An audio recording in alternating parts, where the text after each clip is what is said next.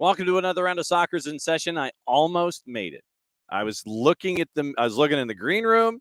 I was looking at the boards. Did I have everything lined up?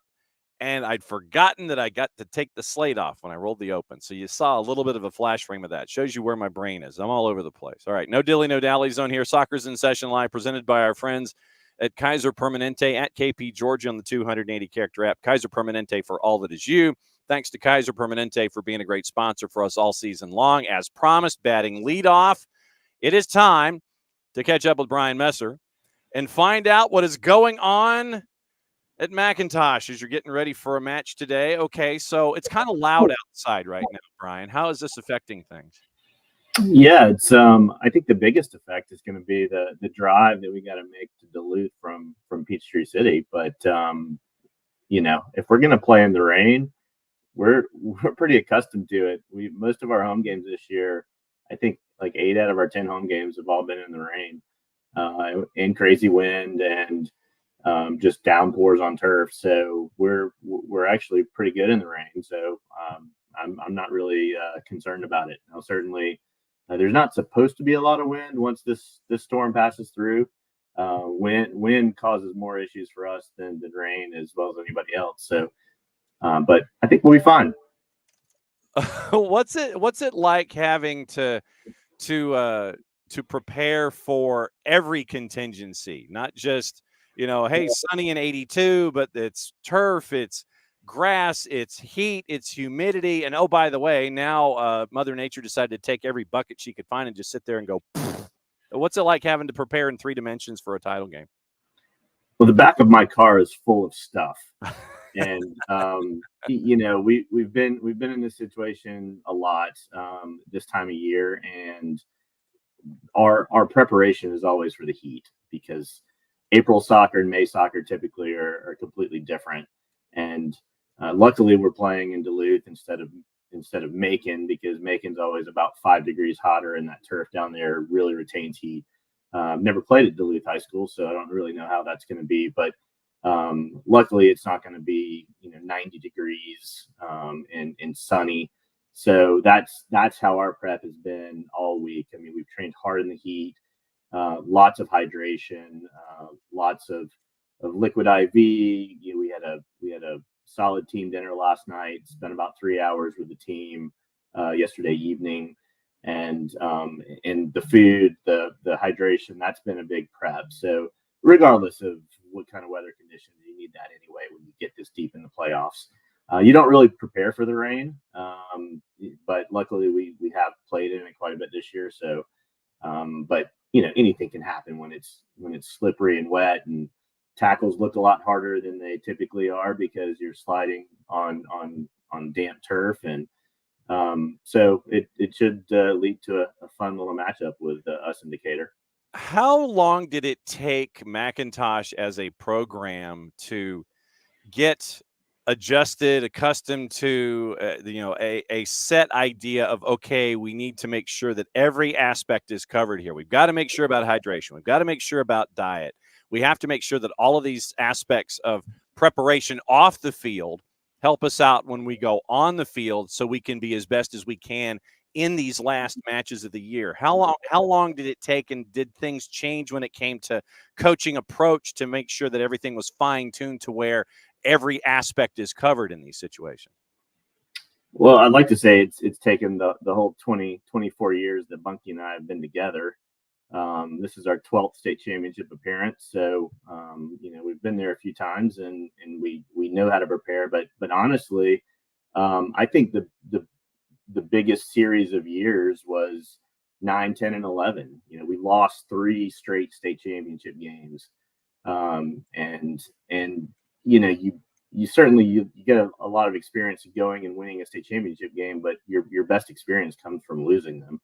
And we lost in 05, we lost in 9, 10, and 11, 3 years back to back. We really had to dig deep, because didn't know if we would even have jobs after losing. It's great, getting to a state final. It's hard to do, but you lose 3 in a row, the administration starts looking at you and wanting to know if maybe this isn't the right fit. But little takeaways from each of those games, especially with the week preparation.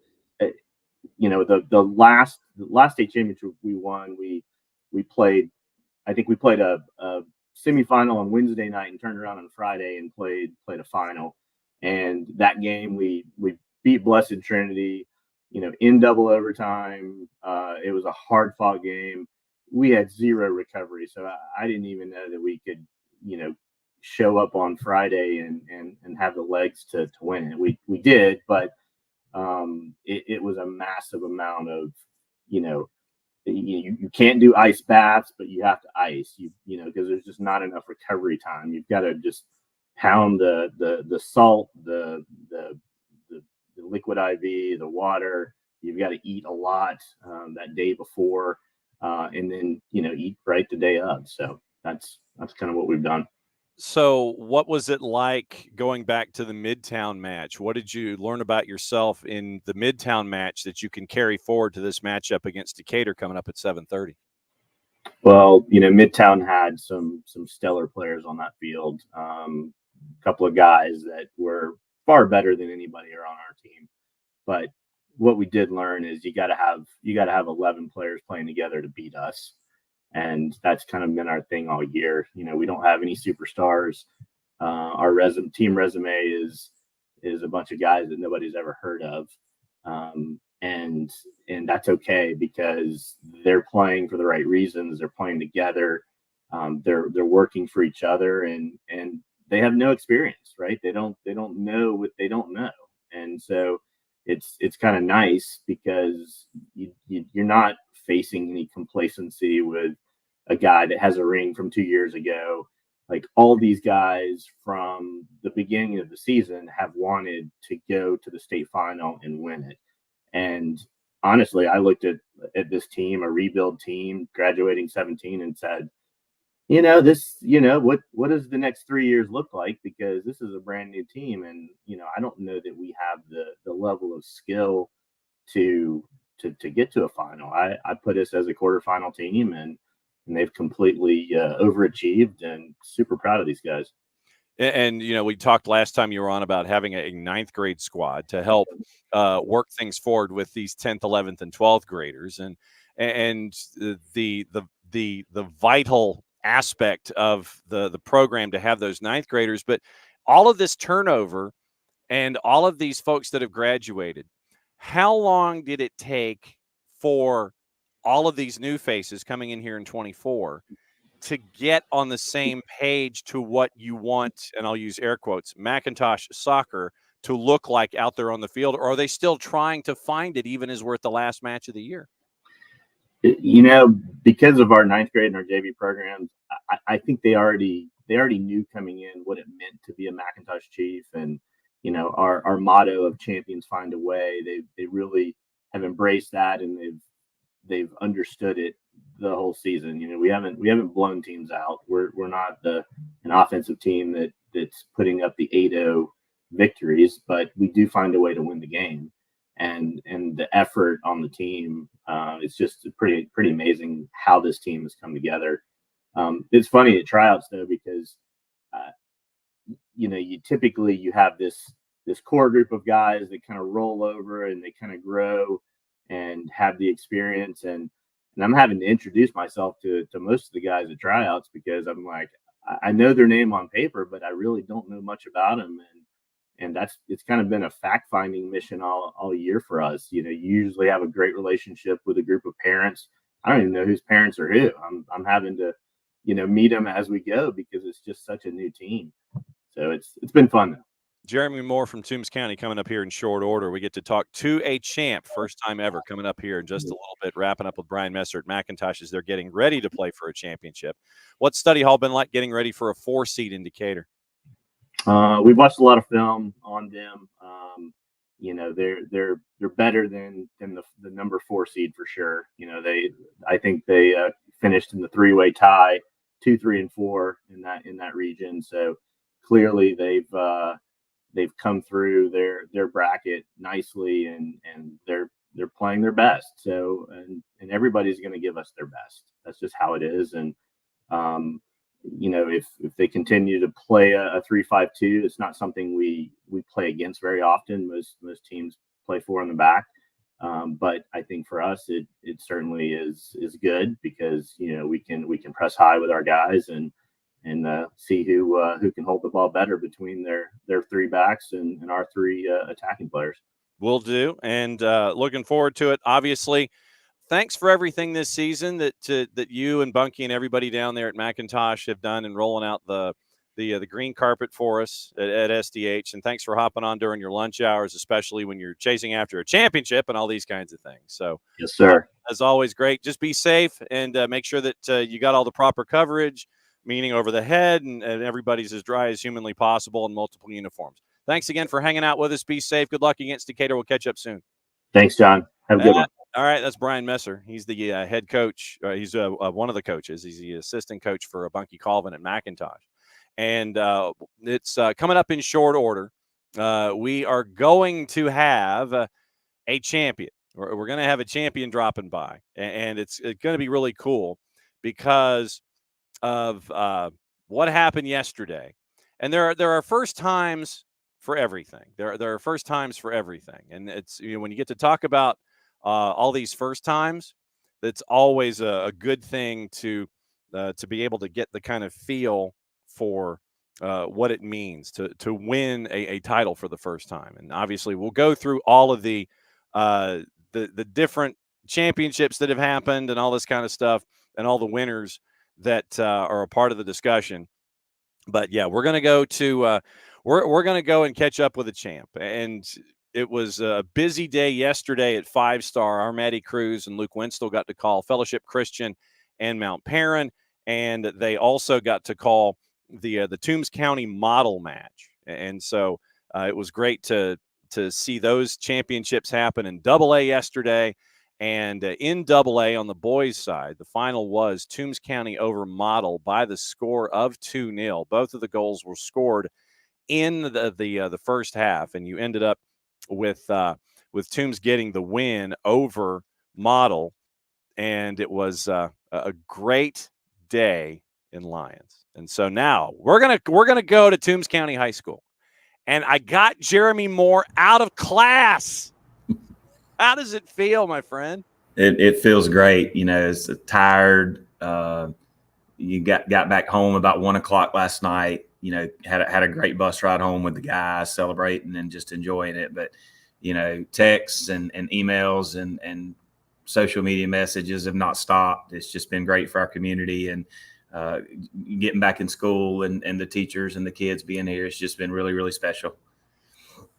When you went into the matchup yesterday and you were preparing, what was Study Hall like getting ready for Model going into this matchup? What were you expecting when you were getting to 5-Star with this Model's team? I think they were 21-0-1 coming in, so we knew they were good. We're not a very big team outside of 1 or 2 players. We're predominantly Hispanic, with a lot of shorter guys, but they're 6'1", 6'1", 6'3". They do really good job on throw-ins and set pieces and corner kicks, making, creating mismatches and taking advantage of that. So we spent a lot of time on Monday and Tuesday prepping for, defending those, how to defend those, making sure that even though we may not conjunct with them, if they're getting their heads on the balls, it's not just uncontested challenges. It's us on them, making them work to get that ball on goal. So that was, our concern defensively going in. We've played really good defense all year in free play, but, just matching up with their height and their physicality was a concern going in. We felt like we had a good matchup once we had possession, and got settled in, but we spent a lot of time trying to defend their throw-ins and set pieces and corners. When you're out there at 5-Star, obviously it's turf and it's, all of the weather that's attached to it. You're adding 5 to 7 degrees from the air temperature. And you and I both know that Middle Georgia is not known to be Mount Rainier. It is not the most temperate place in the world. What was it like getting adjusted to playing on a surface like 5-Star with the turf and everything meteorologically going on yesterday? Well, we have turf here. We've played on for about 3 years at Toombs. We were more concerned with the width of the field. I think it's about 70 yards what they lined off, and I think our field is about 58 or 59 yards. I did think that helped us in defending the throw-ins. I think it made them a little less effective on those big, long throw-ins they like to take. And then we got there and we were expecting really warm temperatures. But by the time we got on the pitch, I think it had dropped into the mid-80s. The clouds had rolled in a little bit. It was very humid. But, again, down here, we're used to that. So, and I told, some people heading into the state tournament, I think we've been very fortunate this year with, we usually have a couple of really hot streaks late in the season of weather, and it's been relatively cool, relatively mild. I think we had about a 3-day window maybe a month ago where it was in the 90s for a couple of days, but we hadn't had to battle a lot of the heat this year. And so being acclimated to that, I think that Noddle was a little deeper than us, rolling 5 and 6 guys in at a time. And we tightened our rotation down a little bit as we got into these tougher games down the stretch. But, just adjusting to the field, I think we did a good job with that. 20-3 on the season. If I had told you going into that matchup at 5-star, you'd be 19-3, that you would have won your region, and that is a 14-match region schedule. If I told you were going to win region, if I told you that you were going to be ranked top 30 in the state of Georgia, if I told you that you were going to be pushing 20 wins at the beginning of this year, what would you have told me? We knew we had a lot coming back from the group last year. We also knew I believe that the region 3AA right now that we've been in this last cycle is on the boys side is without a doubt, in my opinion, the toughest region. Tatnall won it last year. And then they won the region as well. And then we won the region this year. We really had 3 goals that we wanted to check this year. That was a region title, getting past the Elite Eight, which we'd never been past. I think Toombs County's been there like 5 times counting this year. And then obviously the state championship. You set those goals and you shoot for that. But yeah, if you'd have told me, 6 months ago, we're going to be 19-3 going into a championship game with a region title, we would have been thrilled, to know we have that opportunity to go in and win that game. You scored 2 goals in the first half, and what are you telling them at halftime so they're not focused on the fact that they're 2 goals up and they're 45 minutes away from a first ever in a line of first evers in this season? What did you talk about at the halftime? Yeah, I mean, you talk with coaches all the time about you never know what you're going to get with 16 and 17 and 18-year-old teenagers. But we went, I thought we came out a little nervous and took about 15 minutes to get into our game. I think once we got into that, I felt like we had a better run in the match. But, 2 goals, I think about 5 minutes apart going into half was huge for us, obviously. We go into the locker room and we talk about a few adjustments we need to make, a couple things we've done well. But my main point was, we've hung our hat on defense all year. We've got a veteran back line with 3 seniors and 1 freshman. And a goalkeeper who's extremely talented, and we don't concede a lot of goals. And the last thing, my last message to him coming out of the locker room, I wanted to go out and get a 3rd goal. We've had leads in a lot of games this year, obviously, and we've worked on not sitting on those leads and letting teams play at us because I think we can dictate the pace of games. So my message coming out of the locker room was don't step off the pedal. Continue to press, continue to get in them, and I just told him, I said, we don't give up goals. We are a team that's won a region championship by conceding the fewest goals in region and one of the fewest goals conceded ratios in state. And that's what we hang our hat on. So I said, if we go out and do what we've done to get us here, we're fixing to be state champions, but don't let off the pedal, and I thought we did a good job of that. We didn't get that 3rd goal, but we had chances and I felt like, numerous spells of really good possession where a lot of times we might, play a bad ball or just give up and take a long shot. We made 2 or 3 more passes to keep possession and to move the ball and just make them run more. Seniors leading the way. Obviously, you get folks like Giovanni Zamorano, who goes for 23-9 this season. You got Braylon Dietrich, who goes for 18 goals as well. You get Ozzy Tinoco, who's a sophomore, giving you some really good work with 8 goals and 8 assists on the season. What's it like to have that blend of senior leadership, but at the same time having the underclassmen come in and help out as well? It's been really big. We won a region title two seasons ago with a really strong senior group. And I've told them, I feel like, even down into our middle school program, 7th and 8th grade up, we've got fairly strong groups in every group, which is rare to have in a AA school. You feel like it cycles a lot, but Braylon and Giovanni were our captains this year. And they were vocal leaders. They were emotional leaders for us. And, I think it's fitting that they scored the 2 goals last night to get us to the title. But, those 2, and then Jose Leon was we run a 4-1-3-2, was our holding center mid that, got a rough start coming out of the gates on the season, but I feel like, looking back on the second half of the season into the state run, played as well as anybody on the field for us. Never comes out of the game, tons of energy, and our other two backs that are seniors, Alicio Cruz was a center back and Kenneth Perez was a left wing back. Those guys, just bought into what we're doing. Every one of them crucial. Augustine Cruz was our backup goalie. We gave him a game on senior night against Bradwell, and he just had a game of his life to get some moments. But just the whole group, yeah. And you mentioned sophomores. We got a great junior group that's contributed a lot. Sophomores and when we were able to get freshmen some playing time, we just have such a big junior and senior group. I'm sorry that we didn't get many freshmen in this year, which I think is good. They got plenty of reps on JV, but you can't say enough about the balance. Obviously led by the seniors, but Osvaldo Tinoco got a lot of minutes last year as a freshman on a team that finished fourth in the region and got invaluable experience, and came out this year and had a hat trick, I think, in the second round against Berrien, who was a good team, but had scored 3 really nice goals. I think boosted his confidence and has just been a solid guy for us all year. And you mentioned defense for you, and I will apologize ahead of time because if I keep you later than I would have anticipated, it's because A, I haven't seen you in a while, and B, it's a cool story. When you walk out of the room, blame the TV guy. The TV. We're good. They're in the media center, so she's got them covered. We're good. So you mentioned defense. You scored 19 in the first 2 rounds. You hadn't given up a goal. You scored 22 by the time you beat Drew Charter. You still hadn't given up a goal. And you'd only given up 1 goal this entire postseason, and that was to Fellowship Christian. I mean, that's lockdown, man. That's some serious stuff.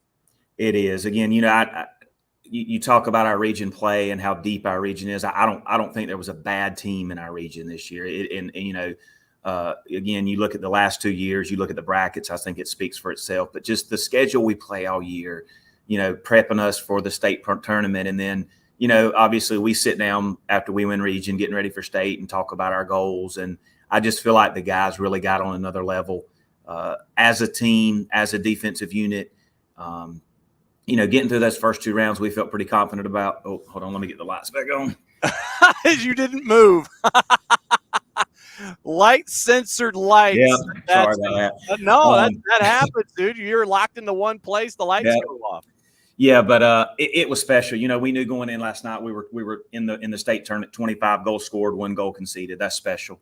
And then pick up 2 more last night, obviously, caps that off. But a day removed is one thing, but I think as we get further away from this and look back at how special it was to not only have the record we had in regular season and win the region title, but to go 5-0 in the state tournament and go in the fashion we did, 27 goals, one conceded, is phenomenal. And just, again, the way the guys play together, those midfielders that come back and help get underneath the ball and defend.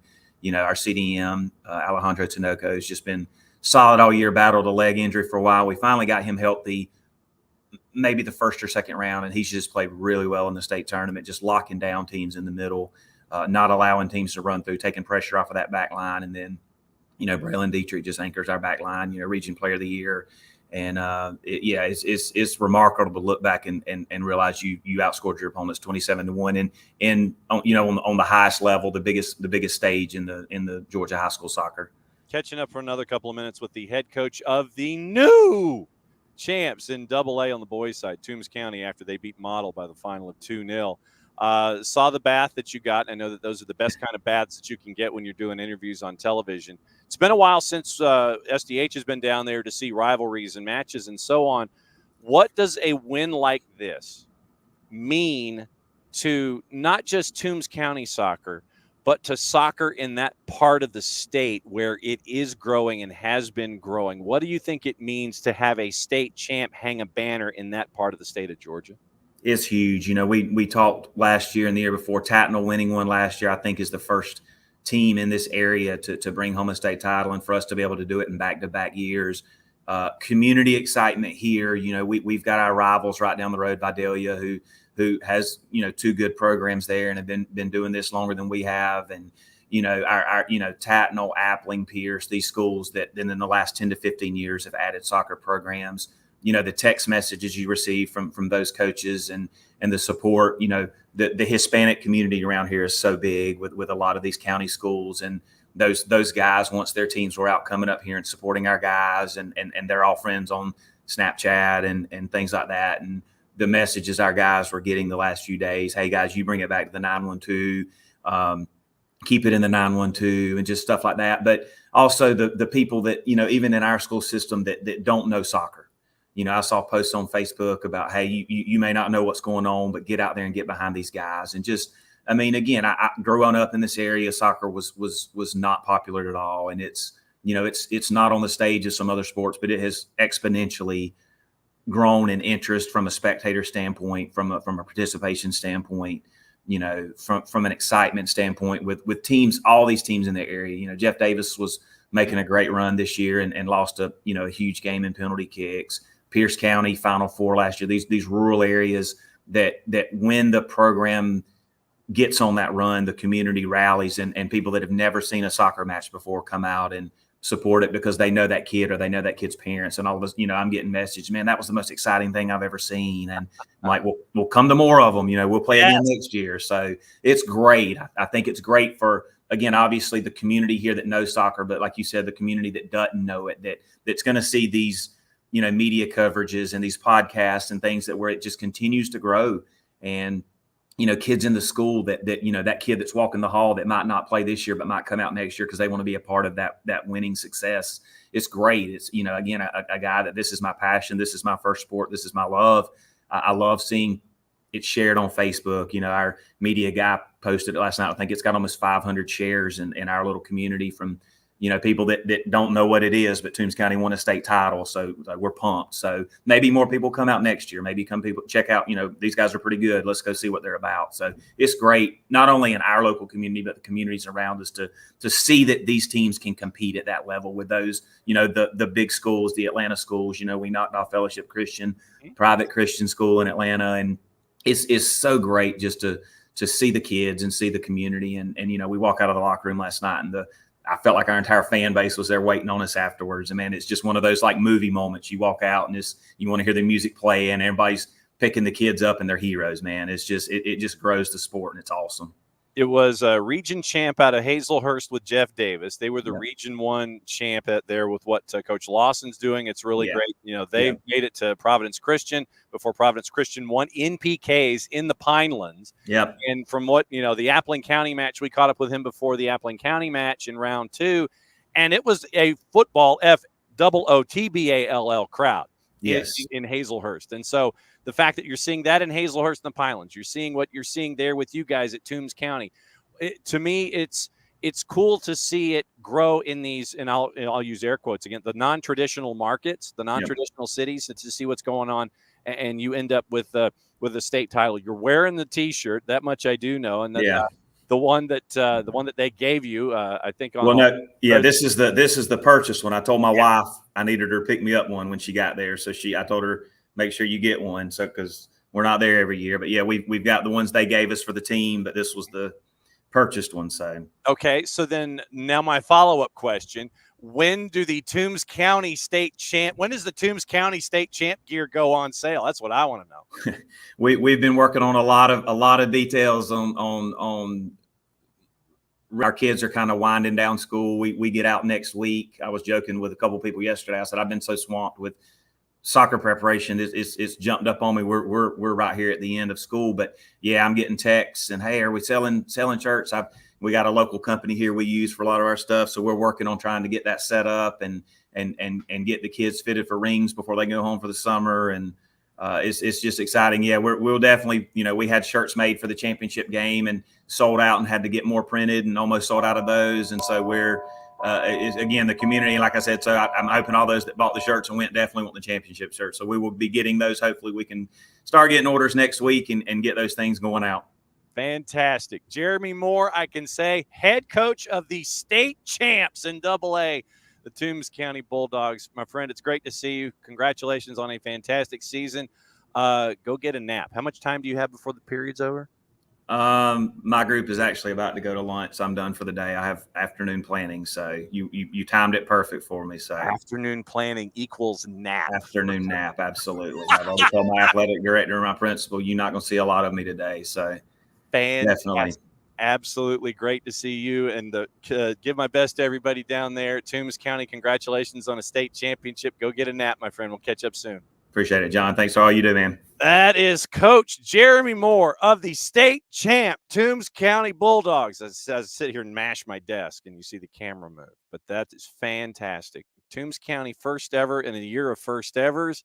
They got the Duke. And I know that Festivus gifts are going to be coming up in short order. So when those go on sale, I know that there will be a lot of folks getting from a box that I'm going to order that'll be shipped here to the office. I'm getting Toombs County Bulldog Championship gear. That is the bottom line.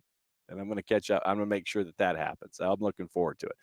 Great win yesterday for Toombs County, one of six titles that were decided yesterday. It was the 2, the 3, and the 4 that happened yesterday. Westminster gets the win in AAA boys. And Westminster, in Quad A boys, they got the win there. It was 2-0. It was 1-0 at the half, 2-0 at the final. So Westminster gets another state championship, beating Johnson Gainesville and handcuffing the Knights in the last matchup of the year for that one. And so they end up with a title there. And also on the board in AAA, Hebron Christian and Columbus.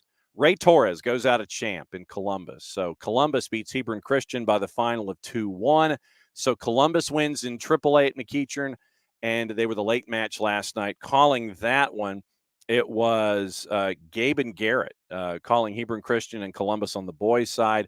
On the girls' side yesterday in 2, 3, and 4, we mentioned what happened with Toombs County beating Model. It's wild when you look at the numbers. Toombs County came out of the low left-hand side of the bracket. Region 3 winners. No problem with Kendrick. They had a big win over Kendrick, had a big win over Berrien in round number 2. All of this was happening at Toombs County. All of this was happening at the pit. Toombs County wins at 10-0. They win over Berrien by 9. They beat Drew Charter. Once again, Drew Charter, because they were a 3 seed, traveled to Toombs County, winning that one 3-0. Toombs County again at home beats Fellowship Christian 3-1, and then they traveled to Macon.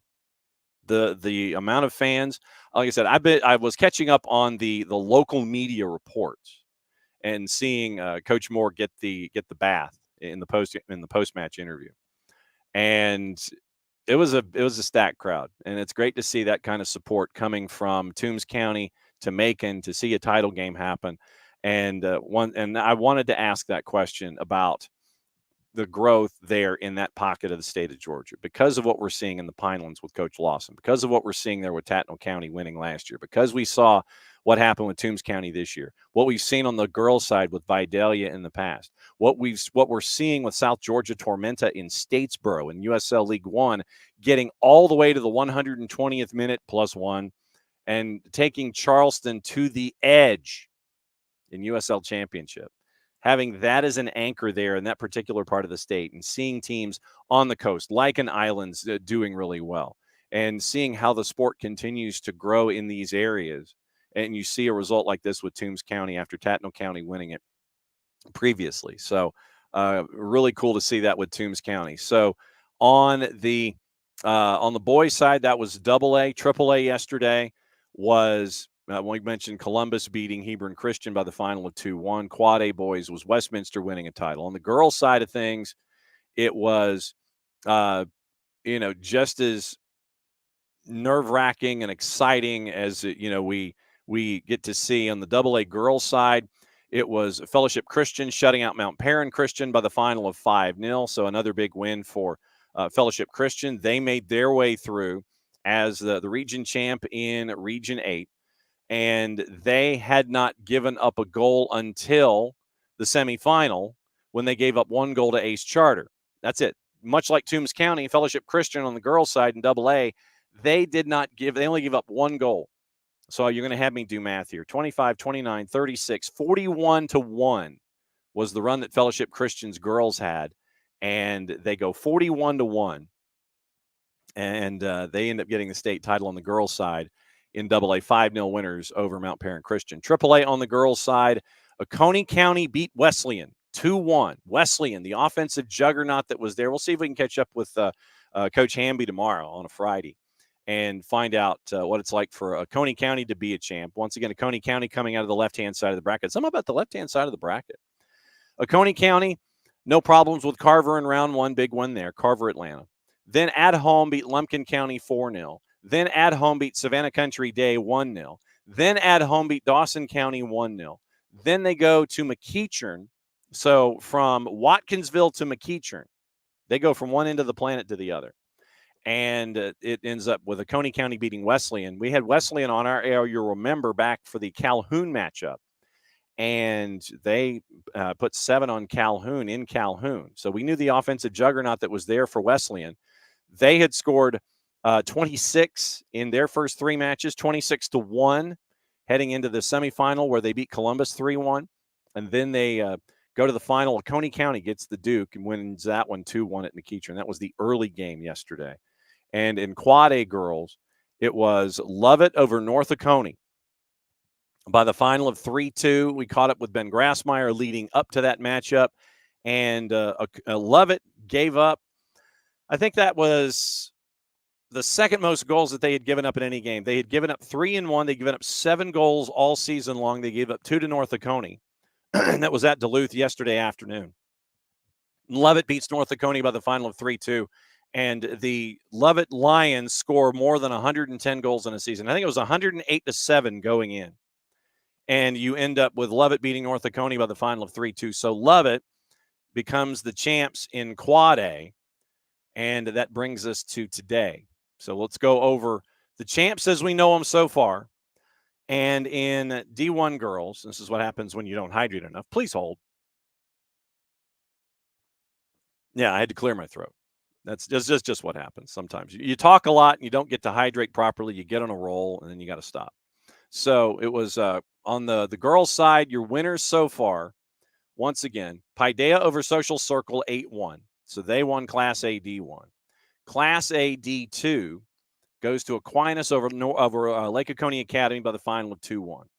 AA girls, once again, Fellowship Christian over Mount Perrin 5-0. AAA girls, Oconee County over Wesleyan by the final of 2-1. Quad A girls, Lovett over North Oconee by the final of 3-2. That brings us to today. 5A girls matchup, GAC and Cambridge. This is Jess and Jason calling this one at 5 o'clock at Duluth High, weather permitting. And I'm going to go ahead and say that right now.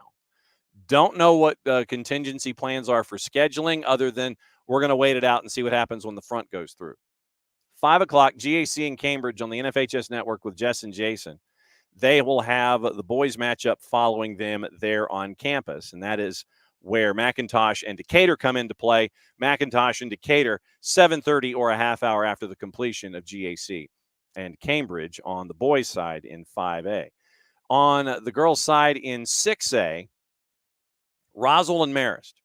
Roswell and Marist. Marist has come through on the upper right-hand side, and they had not given up a goal in the first 2 rounds. 2 big wins for them getting into round number 3.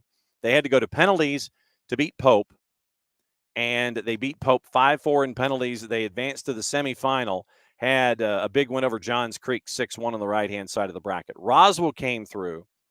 Roswell came through as the number 2 seed out of Region 7. The number 1 team out of Region 7 was Pope. Number 2 team out of Region 7 was Roswell. They beat Creekview 4-1 in the first match. They go to Mount Airy, beat Habersham Central 2-1.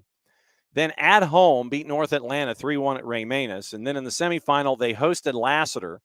Goalless after 100 minutes. Go to PKs. Roswell won 4-2 in PKs. So Roswell and Marist is your 6A girls matchup today. 6A girls, Roswell and Marist, that is Justin Hanover and our own Jarrett Smith. That one's going to be at McEachern at 5 o'clock once again, weather permitting. For GAC, GAC took Jefferson to penalties. After 100 minutes, it was tied at 1. GAC won 4-2 in penalties. Jefferson hit the post in the penalties. 4-2, GAC with a win there in penalties as we continue to backtrack. Elsewhere on the board in 5A on the girls' side for GAC, backtracking, they had a big win over a 4 seed in Northside Columbus. Before that, in round 2, they beat Midtown's girls 2-1. Before that, a big win over Woodland Cartersville in round number 1. That got them to the last match of the year. Cambridge came through low right. Region champ out of Region 6. They had scored 17 goals in the first three rounds, had not given up a goal. Shut out McIntosh in the semis on the right-hand side. So 18 goals scored, none allowed. And that gets them as the home team on the right-hand side at GAC against GAC. GAC traveling all the way down to Duluth. So GAC goes to Duluth. And you see what's going on there. We'll bring in Jason. Whoop. So what's going on?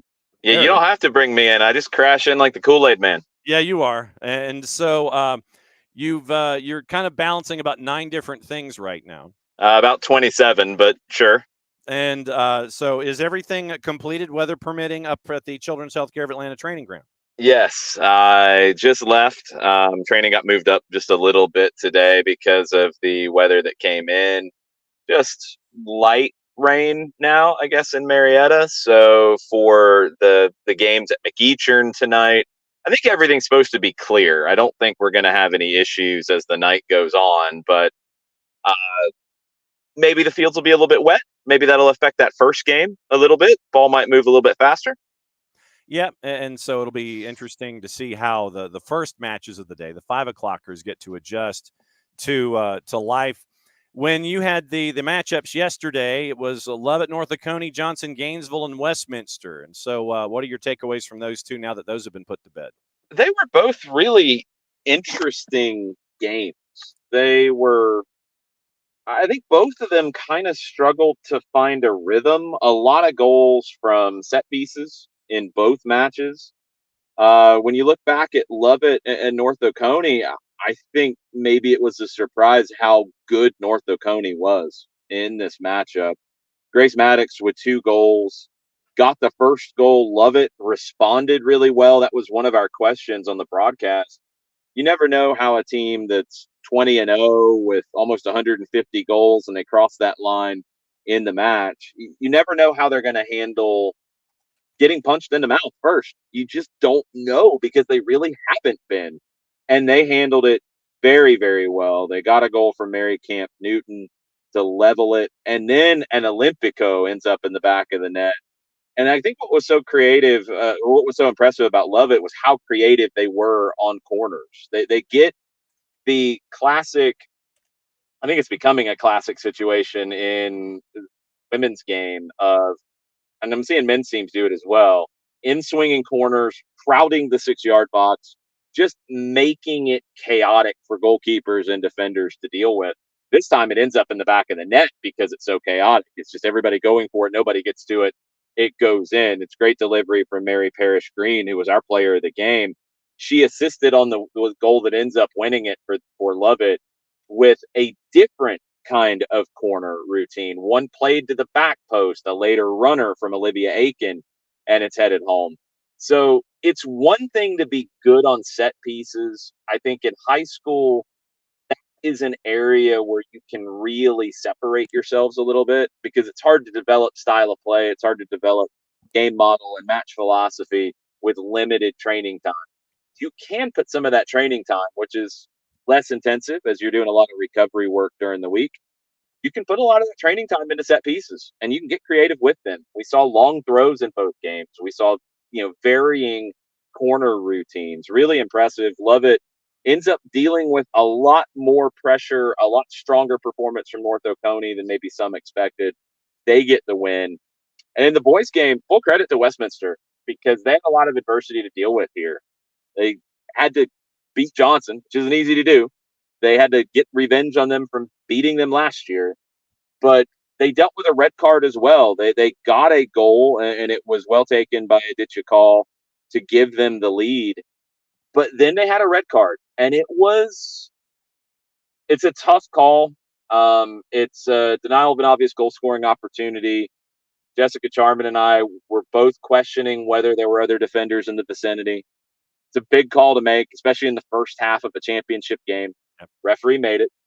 And Westminster handled the adjustment really, really well to being more defensive, putting numbers behind the ball. I thought Will Stewart, who ended up getting the second goal for Westminster, just such a great performance from him as one of the captains, being a dangerous attacking player. But in large stretches of this match, he had to drop deeper and he had to defend. He had to figure out how to soak up some pressure. Johnson never got going, and that's a credit to Westminster. A red card the other way in the second half for Johnson for a late challenge, a stamp on a player. It was caught us a little by surprise. I think afterwards, some people with different angles said, "Yeah, you can see that this is a red card here." But it's 10v10. The game was pretty stretched in moments. But as good as that offense is of Johnson, they never got going. Westminster did a really good job of keeping Edgar Vasquez away from dangerous areas. He still, because he's that good, manufactured some opportunities out of seemingly thin air. Couldn't find the back of the net, and Westminster took home their 15th state championship.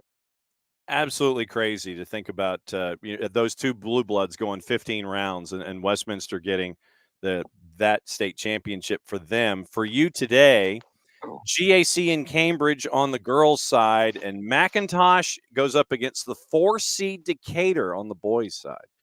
Girls game, I'm really intrigued to see where this goes. The Spartans of GAC have a little more firepower in their squad. 16-3-1, Cambridge 14-2-4. Somewhat similar records. Cambridge maybe a little bit better defensively, GAC a little bit better offensively. So that'll be a very, very interesting game to see how it shakes out. Cambridge is a team that has been right around this for quite a while, and we'll see if they can get the breakthrough in this one. The boys game is extremely fascinating. Two teams that I've had a chance to see pretty late in the season. Decatur was not your typical number 4 team coming out of a region. They were a very, very good team, even finishing 4th in the region. But it's never easy to go on the road and win the games that they've won. And they had a lot of miles that they racked up in those games as well. They get here, and McIntosh was the one that you expected to be here. They have not lost all season. They have not drawn all season. They're better than they were last year, and they were really good last year. I think they're more complete this year. This is a team that doesn't only need those dangerous set pieces. This is a team that can play. Gabe Mwanda, almost 20 assists this season. That's really hard to do at the high school level. Liam Newton-Smith, such a good number 9 for them, but it's not purely about him getting the goals, although he's got a boatload of them. It's about what space he creates for others in that team. Lamaris Blue, such a good attacking winger who can come off the wing. He's a little streaky, and McIntosh is definitely hoping that he's in a good spot tonight and can give them that extra attacking presence. And we talked about it a lot in the quarterfinal, McIntosh's win over Dalton. A player who goes under the radar for that team is Jackson Autry. He can play on the wing. He can play as a fullback. They switched him to fullback to deal with pace in that Dalton match. And you talk about wins that can be building blocks. Beating Dalton anytime can be that. But in that game where Dalton threw everything at McIntosh, they keep the clean sheet. Yep. That's the other element of it, is they kept Dalton off the board entirely. Not easy to do. It gives them confidence. They had to go to extra time to get past Midtown and vanquish Midtown after Midtown knocked them out in the quarterfinals last year. So the thing that McIntosh can't do is, coming into this match, you can't look at Decatur's record or their spot in the region and say, oh, we just have to take care of our business. No, Decatur is a very difficult out. They do some things that at times can be a little unorthodox. They can be a surprising team to deal with. And in the match that we had late in the year against St. Pius, Decatur was incredibly impressive in that match, really dominant in that game. So Decatur is not your typical team with that record or that number 4 spot coming out of a region. It should be a classic on the boys' side tonight. Yeah, we had Brian Messer batting leadoff with us today, and we got to catch up with him, and he's like, yeah, we meant this to be a rebuilding year. We lose 17, And he said, I thought that we might be a quarterfinal team coming into the season. And so the sun rises in the east, sets in the west. We all have our taxes due April 15th unless we file the extension. And McIntosh makes another deep run in the playoffs when it comes to the GHSA. I mean, it's just whatever is thrown at this program, they just sit there, they buckle down, they lock in, and they end up in the last match of the year chasing after yet another championship, ranked top 5 in the country. Yeah, kind of a cool bit here with this match. McIntosh won the state title in 1992, and Bunky Colvin joined the staff a couple of years later. His first year in charge with McIntosh, they won the state title in the year 2000. That was in Duluth. So kind of cool for McIntosh to get this opportunity tonight for Bunky looking for another state title. So many for McIntosh. Decatur's got a few as well, and I think it's easy to forget. It's been a minute. 2016 was their last time around, but they've got a ton of history. 1977 was Decatur's first state title. So you're going back into those Westminster days where they were dominant. Decatur has had their ups and downs, I think, more so than maybe some of those other programs from that era. But they will not make it easy for McIntosh to just add another trophy to that case that they've probably had to build an expansion for. Broadcast plans for you and Jess this afternoon and tonight. 5:00 for Greater Atlanta Christian and Cambridge on the 5A girls side, and then about 7:30, although I think they got started a couple minutes early last night in the boys game. So we'll see if that happens tonight. McIntosh and Decatur. NFHS Network, you can watch all the games there. You can have multiple devices going. If you want to put that on the TV, you can get the app there. You want to pull that up on the computer, you can do that. You want to put it on the phone or the tablet, you can do that by downloading the app. It is absolutely worth the subscription. And what you'll want to do too, and what I do this time of year, is I will obviously have a game that I'm calling, but you'll hear about what happens in other games. You can then go and watch it on demand afterwards, and you can find out like how Columbus got it done last night, for example, how it looked for Toombs to get their first state title on the boys' side. You can go back and check in on those sorts of things. So 100% worth the subscription. Get it locked in for tonight because there's good games going on in 2 different sites, 4 really good matches tonight. Yep, you and Jess have your 2: Justin Hanover, Jarrett Smith, Roswell, Marist, Sprayberry, and River Ridge. Be safe. May everything stick to the card. What everything that you ended up doing today at the Children's Healthcare of Atlanta Training Ground. Just be safe. Have good calls. Say hi to Jess. Be well. We'll catch up soon. Adios. There we go. There goes Jason. And so Jason, he is on his way to going from Cobb County, probably home, maybe grabbing some notes, turning around, then heading to Gwinnett County and going to go hang out at Duluth with Jessica Charman and get everything squared away for those broadcasts. So once again, Jess and Jason today, GAC Cambridge, 5:00, McIntosh and Decatur. That one's slated for 7:30 or 30 minutes after the completion of the first matchup on the board. Justin Hanover and Jarrett Smith, Roswell Marist, followed by Sprayberry and River Ridge. And that will set up the 7A matchups that are tomorrow. And that is Buford and West Forsyth, number 1 versus number 2, and 7A on the girls. And Campbell and Kennesaw Mountain on the boys' side. That one's going to be an interesting one because I don't think folks had that one squared away in their brackets heading up to filling out everything in 7A. But those are 7A. That's tomorrow. 7A only has those 2 matchups today. This is the last day of the double venue, since we had the triple venues on yesterday. So Duluth, McEachern today. And so that's where those are tonight with GAC Cambridge, McIntosh, Decatur, Roswell, Marist, Sprayberry, and River Ridge, 5A and 6A here in the GHSA championships. And so once again, salute to all of the champs so far that have had everything go their way. And great seasons across the board. You know, we mentioned the champs, but at the same time, I think we should mention the teams that make the deep runs and have fantastic seasons that we've seen so far. You know, you end up with on the boys' side, you go to a Class A D2. You look at Atkinson County. You look at what Atco did getting to the last match of the year and everything that they've done down there in Pearson on the boys and the girls' side. Bobby Jaworski gets the win for GMC 4-1. And so GMC got the Duke there. Eccles County made a deep run in D2 boys as well. AA boys.